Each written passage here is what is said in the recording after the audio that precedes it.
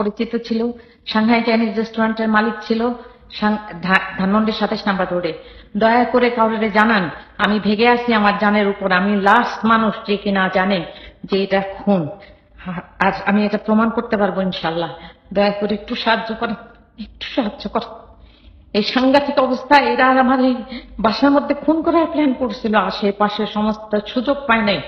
আমার জামাইকে আমি জিজ্ঞেস করেছিলাম যে তুমি আমাদের খুন করতে চাও না?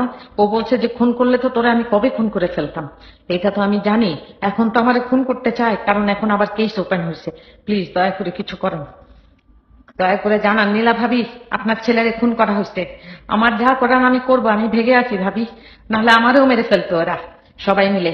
লুসি, আমার হাজবেন্ড জন, সবাই মিলে আমার বাচ্চা ভিকি আর আমার জানের উপর অনেক অনেক জিনিস আছে ভাবি। দয়া করে কিছু করেন ভাবি, কিছু করেন, কিছু করেন।